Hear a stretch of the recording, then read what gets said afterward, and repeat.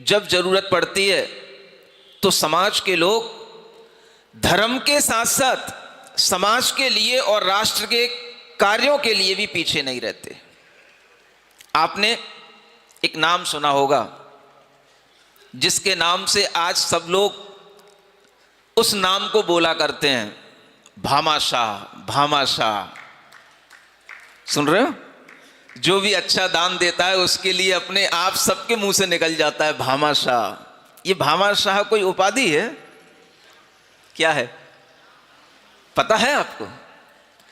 ये भामाशाह एक व्यक्ति का नाम है और एक जैन व्यक्ति का नाम है। इसी राजस्थान की भूमि पर उत्पन्न हुआ वह जैन व्यक्ति का नाम है जिसके पास में राजाओं के समय पर अपार दौलत थी। राजाओं के साथ रहकर के भी राजकोष की व्यवस्थाओं को देखते हुए भी वो अपनी समृद्धि से परिपूर्ण था। दिल से भी था, दिमाग से भी परिपूर्ण था, समृद्धि थी। मन में एक भाव आया, इतनी संपत्ति को हम लेकर के कहां जाएंगे? तो उसने मन में एक विचार किया। किसने? भामाशाह ने। बहुत नाम सुनता रहता हूं, यहां पर जो भी सृष्टि दान दे रहे हैं सबके लिए भामाशाह की उपाधि लगती है। तो मेरे मन में आए भामाशाह है कौन? तो मैंने अपने अंतर मन में झांका, तो फिर मैंने कहा राजस्थान की धरती पर बैठा हूं, चलो थोड़ा भामाशाह की बात सुनाता। उसके मन में आया कि मैं एक अच्छा मंदिर बनाना चाहता हूं और उसने मंदिर बनाने की प्लानिंग बनाई। उस मंदिर में उस समय पर 20 से 25 लाख रुपए लगने थे। उस समय की बात बता रहा हूं जिस समय की वह भावना कर रहा है, और जिस समय पर लाख रुपए आज के करोड़ों रुपए के बराबर होते थे। उस समय पर उसके मन में भाव जागृत हुआ और वह अपने मन में प्लानिंग कर रहा है कि मुझे अपनी धन संपत्ति का उपयोग करने के लिए एक जिनालय बनाना है, बहुत अच्छा जिनालय बनाना है। और उसी समय पर उसके लिए देखने को मिलता है, खबर मिलती है, जहां वो रहते हैं वहीं के आसपास का जब वो माहौल देखने को मिलता है तो वहीं के राणा प्रताप राजा, नाम सुना?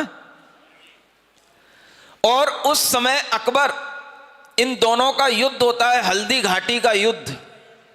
इतिहास में सबने प्रसिद्ध है, सुना होगा।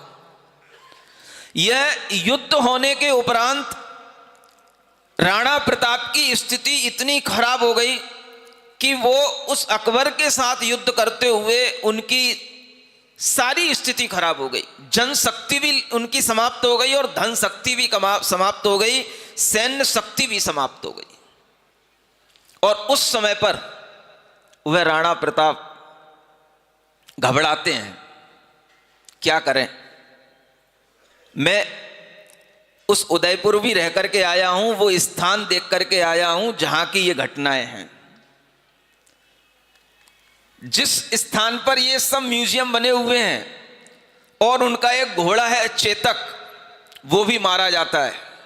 और तब वह राणा प्रताप अकेले से रह जाते हैं, कोई चारा नहीं है।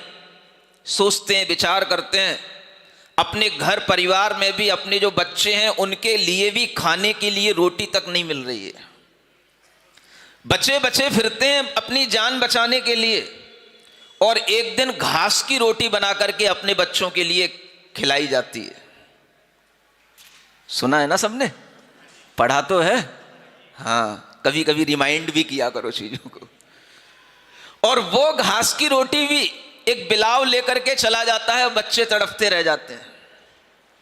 सुबह से शाम तक का भोजन नहीं नसीब हो रहा है, और इस तरह की स्थिति बनने के उपरांत भी मन में भाव आता है, क्या करें?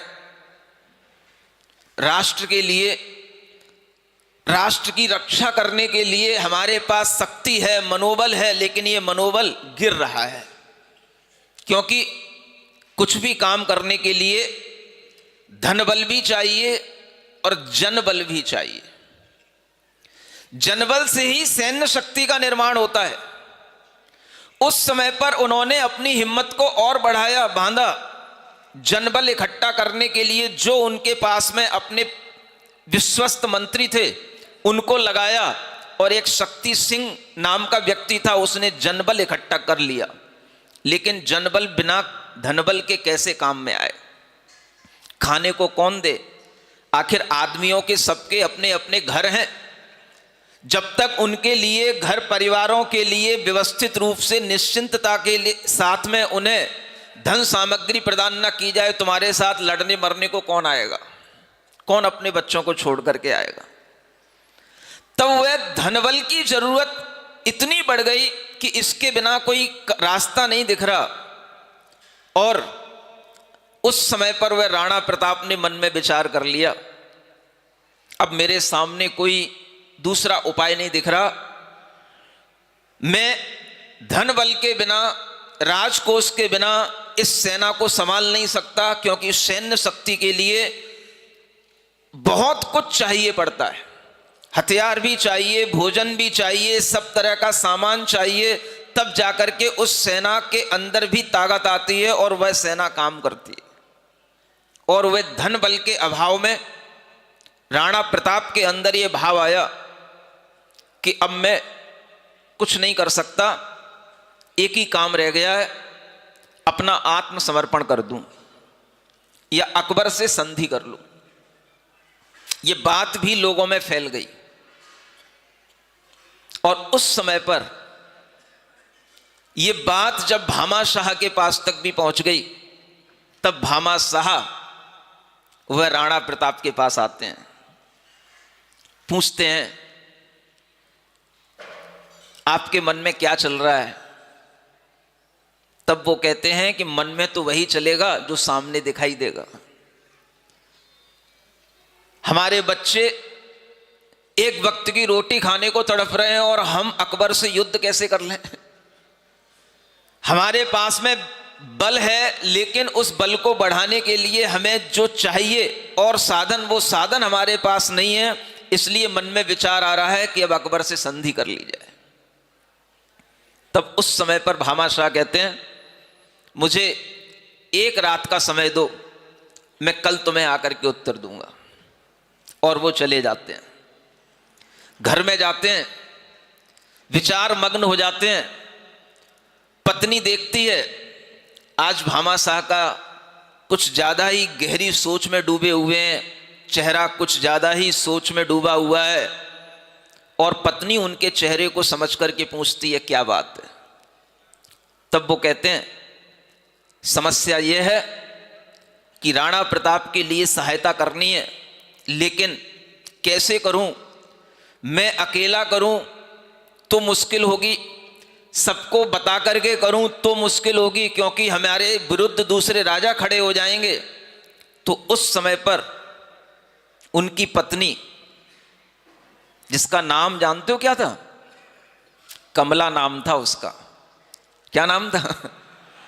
और वो कहती है कि जब अपने पास में ये अपार धन संपत्ति है, तो ये धन संपत्ति आज अगर राष्ट्र को, देश को इस चीज की जरूरत है और उसकी रक्षा, देश की रक्षा करने के काम में आ सकती है, तो आप इसमें विचार क्यों कर रहे हैं?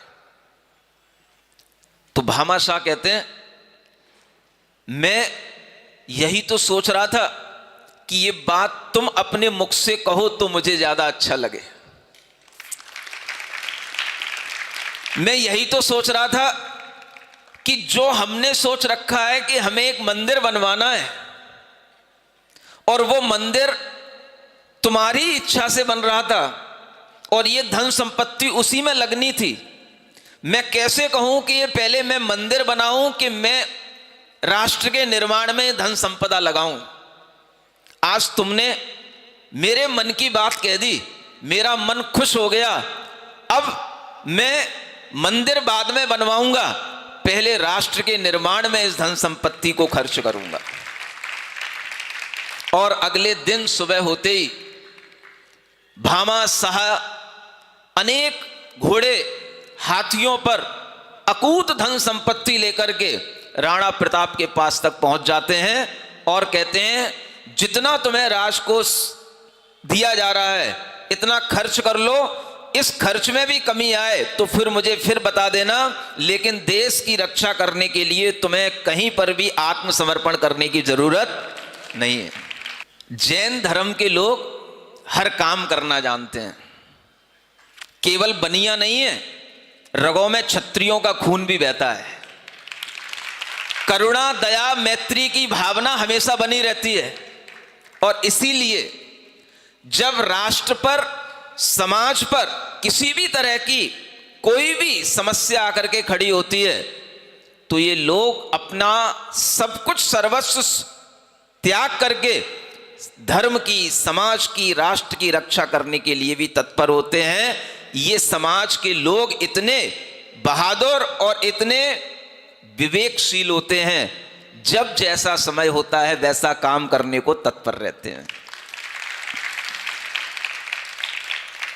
आज जब देश में सब जगह शांति है, देश में जब सुख का वातावरण है, तो सुख के वातावरण में कहीं पर भी देश के लिए ये जैन समाज देश के कार्यों के लिए, देश की रक्षा करने के लिए किसी भी तरह से पीछे नहीं है। मोदी जी जितनी योजना बनाते हैं जीएसटी की और टैक्सों की, 25% जैन समाज भरती है आज पूरे देश का, जबकि पूरे देश में केवल 0.5% ये समाज का अपना एक आंकड़ा होगा। जानते हो ये देश के लिए अनुदान नहीं है क्या? जब सब सुख समृद्धियां सब तरह से हैं, देश की रक्षा अपनी तरह से करने के लिए भी सब लोग तत्पर हैं और वो रक्षा हो रही है, तो अब क्या करना? अब धर्म की वृद्धि करना। जब जरूरत पड़ेगी तो देश के लिए भी काम आएगा, जब जरूरत पड़ेगी तो समाज के लिए भी काम आएगा।